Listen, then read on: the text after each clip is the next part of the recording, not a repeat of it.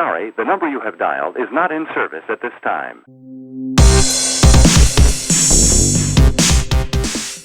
Asking why I used a banana as a phone in the first place, I'm not entirely sure. I wanted a super matte application of foundation, so I used one in a shade lighter than my skin, and I used a beauty blender all over it to blend it out.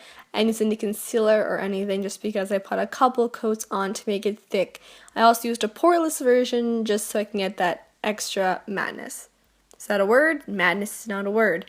You can see in the light of this clip all the powder that comes off the brush that I use, but I completely covered my face in a matching foundation powder. You can use any product for this. I switched between both black eyeliner and some black water-based paint throughout the entire clip. So most of it was just sketching with an eyeliner. I used the Maybelline Precise pen just to get all the thick details.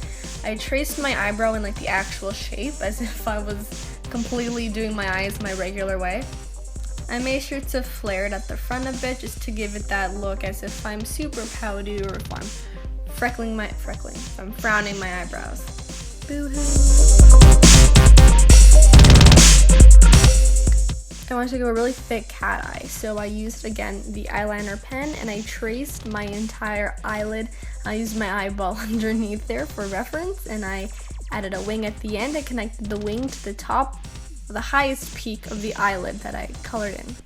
I then traced that line on top, it gave some extra space, and created my own little cut crease with the eyeliner, and then I flared it out following the little tick that I did at the end of the original line. I followed that same thing underneath by going underneath the bulge of my eye and flaring it out at the end.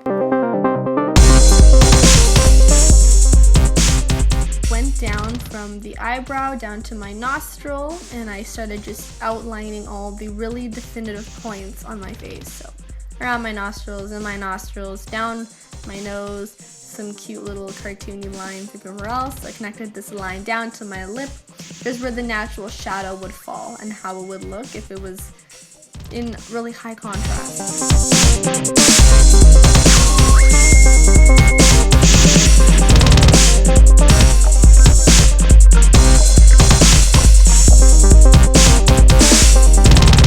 And then I went in with the black water-based paint just to deepen in the eyebrows and all the other lines that I did.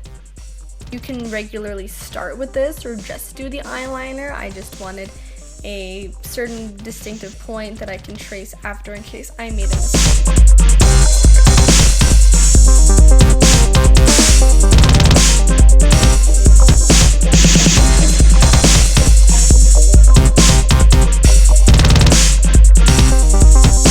The paint also helps to clean up any lines that may have been shaky or too thin or even too thick, just so you can balance out both sides.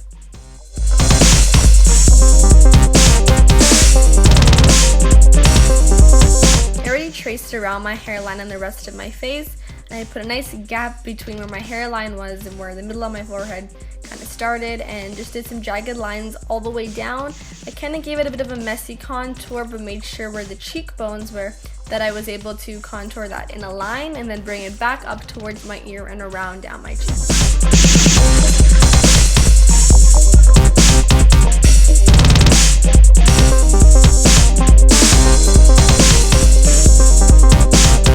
I then fully filled everything in with the black paint. This whole look creates a really awesome shadow that you can see in comic book strips and comic books.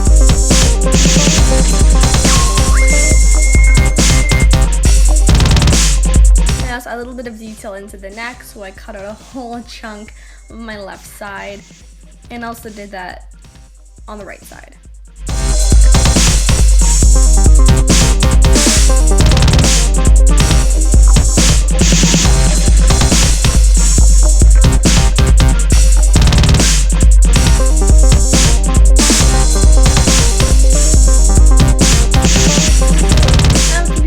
So I chose to do hot pink, so I would color in my entire bottom lip and then add a little bit of black paint to the inside, not too far down of the lip, and would cover the entire top lip in white paint. The entire top lip should be covered in white paint. You can do a little bit less, but since my entire upper lip is really small, I covered it entirely in white paint, and then I extended everything in the color pink, traced everything in black, just to make everything stand out a little more sharply, so that my teeth didn't blend in with my lips.